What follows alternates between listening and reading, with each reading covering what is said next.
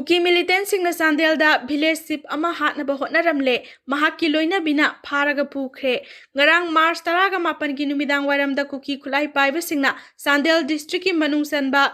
Ravalan village ki chipuna hatnaba hotnaramle aduga mahakki loinabina pharaga pukhe Thawong adu anal renruwan tangbi sakpi karong branch na akanba moong da kandem tawi hairi pawasina makhata na hairi bana afaba makhalgi khuchu khulai paiba Kuki militant ni chingnaba mioi manga romna ngarang numidang wairam Ravalan village ki sip sungpi ngaram rumbu hatnaba hotna khibani khulai paiba mioi singaduna ngarang numidang pung 8 lom taba matamda village sip asigi mayumda changlakhi matam aduda mahaki loinabi adusu imungda lei Kuki khulai paiba singaduna village sip asigi imungda namduna sangsinana ba hotna rakhiba aduda village sip ngaram lungna madubu thingduna mahaki imung manungbu asoi angam thoandana ba hotna khi matam aduda Kuki khulai paiba singaduna nomai kapsilakhi bani thawong adu sip asigi punsibu hatke haiba ama yauna atamnana sathakhibani thawdog adugi matung tarakpada Kuki khulai paiba singaduna village sip asigi loinabi adu pharga mapanda ngaiduna leiriba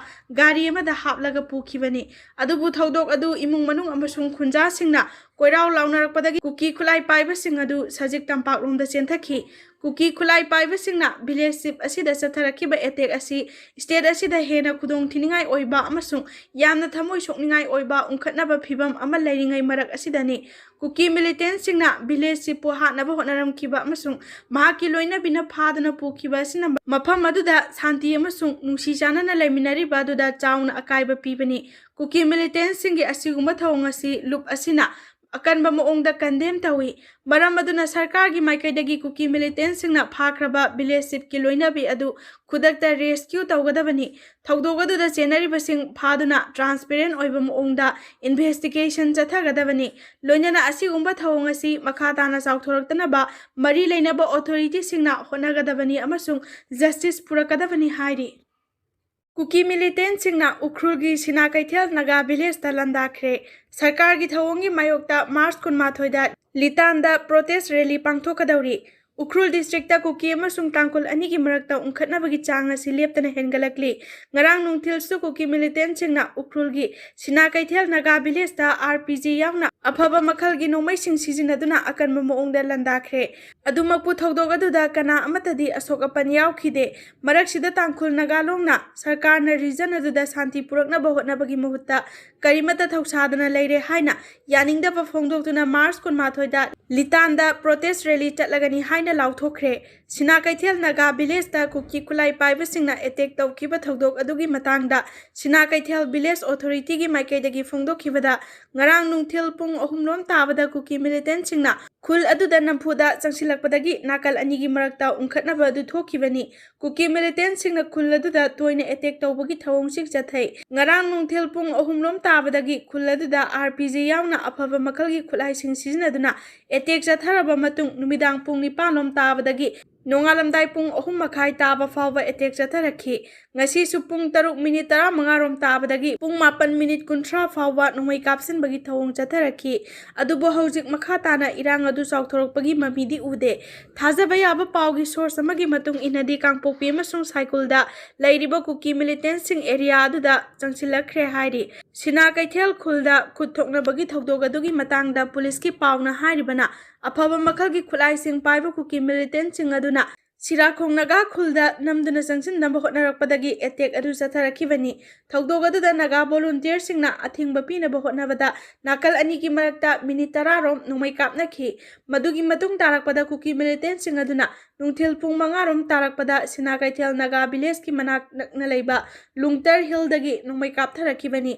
haiba jaga ani asi Litan police station gi manung chana leiba jaga ani Makhatana mongko chepu village tagi nakal anina nomai kapna bagi thawdok thokhi nakal anina nomai kapna ba aduda automatic weapon sing amasung single barrel sing sizinaramba yai haina police na singnari adubu chapchana karamba khulai sizinabage haibadudi chapchana confirm tawdri thawdok aduda nakal animaki oina asok apan yawbagi pawdi phangdri district asigi tongan tongan ba mafam kyada toina khuthokna bagi thawdok thokpa aduna security force sing mikupna hum singna leiri hairi ngaihak laitana Kuki amasung naga anigi marakta khuthoknariba sina kaithel asi Ukhrul district ki manung sanba Tangkhul Naga village amani hariba khul asi Kangpokpi district ka lonabata natana masigi akoibada Kuki khul kaya amasu lairi haukhiba matam khara asida hariba mafam asi Tangkhul Naga amasung Kuki ani ki marakta khwaidagi hena unkhatnaba conflict zone ama oire area da Kuki militant group singi tongan ba kem kaya amasu lairi Sejang village ki Sinai kem yauna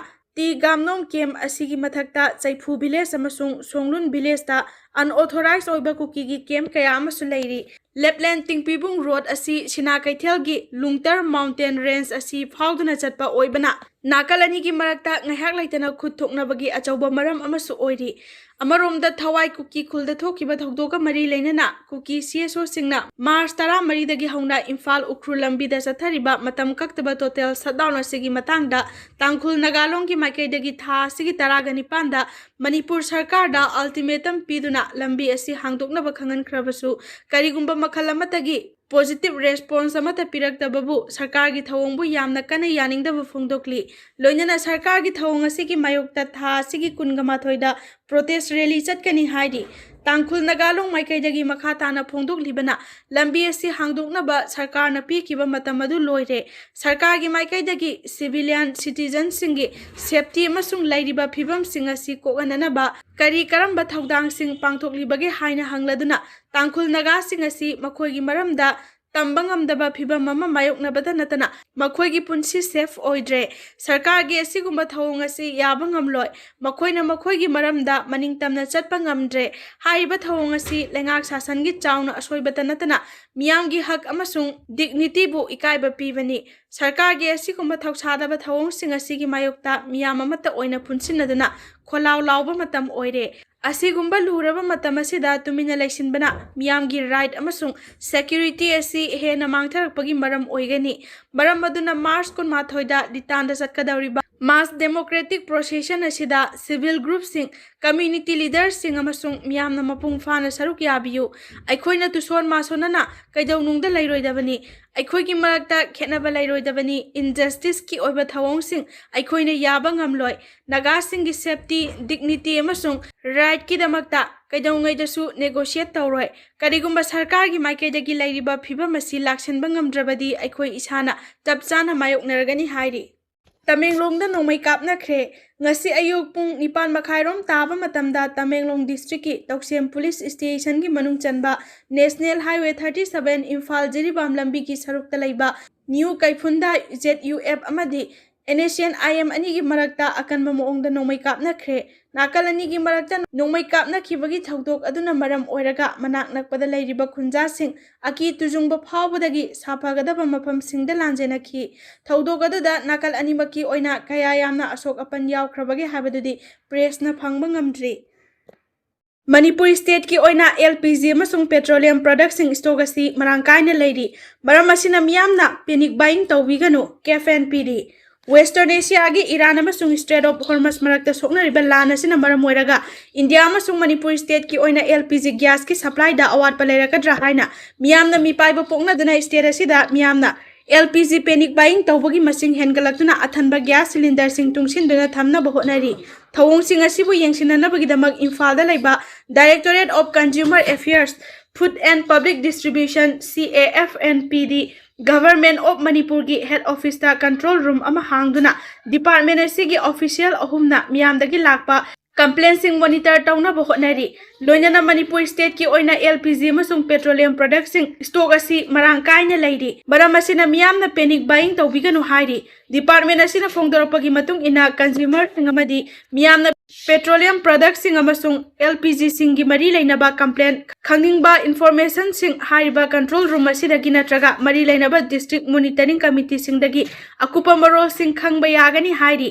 hiram asigi damak hawbam bobi sing CAFNPD gi officer on special duty OSDPOL petroleum oil and lubricant yengsidana ba SI tawkhre hairi department असिना official ओइना थोकिबा information असिगी मतुंग इना हाई Manipur state असिगी ओइना हौजिक फावबगी ओइनादी एलपीजी अमसुंग पेट्रोलियम प्रोडक्ट्स अवाटपा लैते नुमित खरानी एलपीजी येंथोकपदा अतत अखम लैखिबा अदु ऑल इंडिया की ओइना authentication code DOC system technical issue खरा लैखिबननी हौजिकती प्रॉब्लम असी सॉल्व तौरे हाइरी अमरोमदा मणिपुर लैबा Indian Oil Corporation Limited IOCL की मतुंग इनदी मणिपुर स्टेट की ओइना एलपीजी अमसुंग पेट्रोलियम प्रोडक्ट्स स्टॉक असी मरांग कायना लैरी मरम असिना मियामना पैनिक बाइंग तौबिगनु मरम सादना पेट्रोलियम प्रोडक्ट्स तुंगसिनदुना थंबा हाइबसी खुदोंग थिनिंगाई ओइ हाइना फोंदोरक्ले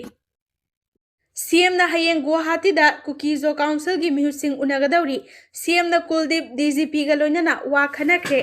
मणिपुर दा इंग तपा फिबम अमा लेहननबगी पांदम दा हयेंग चीफ मिनिस्टर युमनाम खेमसाना कुकीजो की मेंबर सिंगा गुवाहाटी की मफम अमदा उनागदौरी गुवाहाटी दा वारी साननबगी दमक चीफ मिनिस्टर की सेक्रेटरी नैलेंथांग तिलीना कुकीजो काउंसिल की चेयरमैन हेलियांथांग थांगलेता हौखिबम मार्च 13 चेरोल अमा इख्रे चेरोल अदुदा चीफ मिनिस्टर का कुकीजो काउंसिल की मेंबर सिंगा उनसी हाइना फोंदोकली महाकी पाउजेल असी कुकीजो काउंसिल की मेंबर सिंगदसु खंगनबगा लोइनना स्टेट असिदा इंग तपा अमसुंग महौसागी फिबम दा अमुक हंजिलकननबा वारी सानसी हाइना सु फोंदोकली मरक असिदा ngasi इम्फाल की न्यू सिविल सेक्रेटरीता चीफ मिनिस्टर युमनाम खेमसाना शेयर लौदुना लॉ एंड ऑर्डर की मतंगदा अवांगबा थाकी मिफम अमा पांगथोखरे मिफम अदुदा स्टेट असिगी chief secretary PK Goyal DGP Rajib अमसुंग सेक्यूरिटी एडवाइजर कुलदीप सिंह सरुक याखी असिगुंबा मिफम असी अनौबा लेंगाक अमा लाक्लबा मतुंगदा ख्वाइदगी इहान हाना फोंदोकपा मिफम ओइगनी मिफम अदुगी मतंगदा फंगबा पाउना हाई इंग तपा फिबम हंजिल हंदुना